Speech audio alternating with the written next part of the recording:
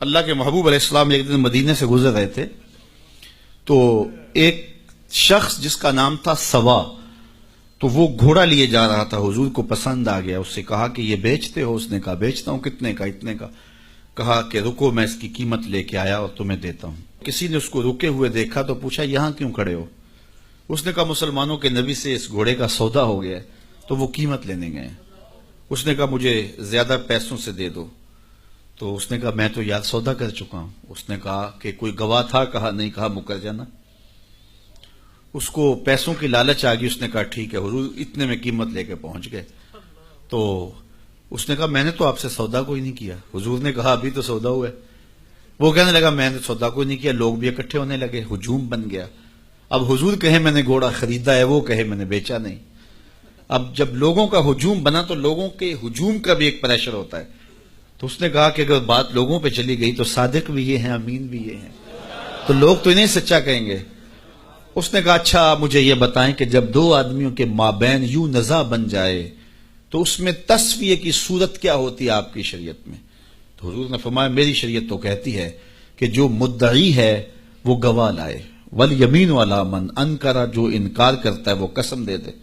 اس نے کہا پھر ٹھیک ہے، آپ کا دعویٰ ہے کہ آپ نے گھوڑا خریدا ہے تو پھر آپ گواہ دیں، اور اگر آپ کے پاس گواہ نہیں ہے تو پھر میں قسم دے دیتا ہوں۔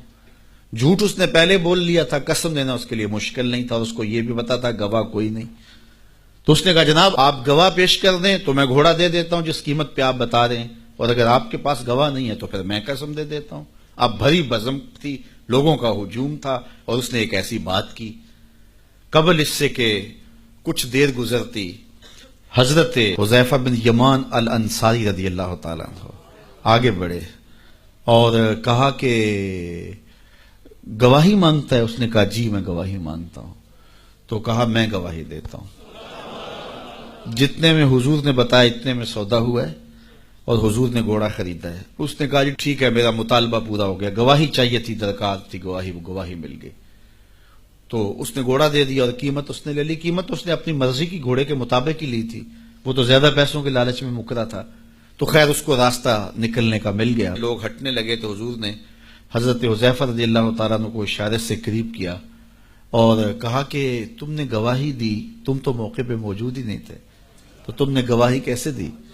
تو حضرت حذیفہ رضی اللہ تعالیٰ عنہ نے کہا حضور گھوڑا کیا ہے، آپ کے کہنے پہ تو ہم نے رب کی گواہی دے دی، ہم نے رب کو دیکھا تھا، آپ نے کہا نہ ہے تو ہم نے مان لیا، تو یہ گھوڑا کیا ہوتا ہے؟ تو حضور نے حضرت حذیفہ کا ہاتھ پکڑ کے فضا میں بلند کیا اور لوگوں کو کہا جانے والوں رک جاؤ۔ لوگ ٹھہر گئے۔ کہا کسی عدالت کچہری میں گواہ کی ضرورت ہو تو میری شریعت دو گواہ مانگتی ہے، لیکن جہاں میرا خزیمہ ہوگا، ہاں حذیفہ نہیں، خزیمہ بن ثابت انصاری رضی اللہ عنہ، جہاں میرا خزیمہ ہوگا وہاں ایک کی گواہی دو کے قائم مقام ہوگا۔ فیض پہنچا اے رضا احمد پاک کا، ورنہ ہم کیا جانتے خدا کون ہے۔ میں اگر خدا سے ملنا چاہوں تو مجھے بتاؤ نا کہ میں کدھر جاؤں، شرق کو جاؤں، غرب کو جاؤں، شمال کو جاؤں، جنوب کو جاؤں، نیچے سوراخ کروں، اوپر سیڑھی لگاؤں، کدھر جاؤں؟ آئیے ذرا قرآن کا اسلوب دیکھیے۔ وَإِذَا سَأَلَكَ عِبَادِي أَنِّي فَإِنِّي قَرِيبٌ، حبیب میرے بندے تیرے پاس آ کے میرا پوچھتے ہیں، بندے میرے ہیں، مجھے ڈھونڈتے ڈھونڈتے تیرے پاس آ گئے اور تیرے پاس آ کے پھر میرا پوچھنے لگے۔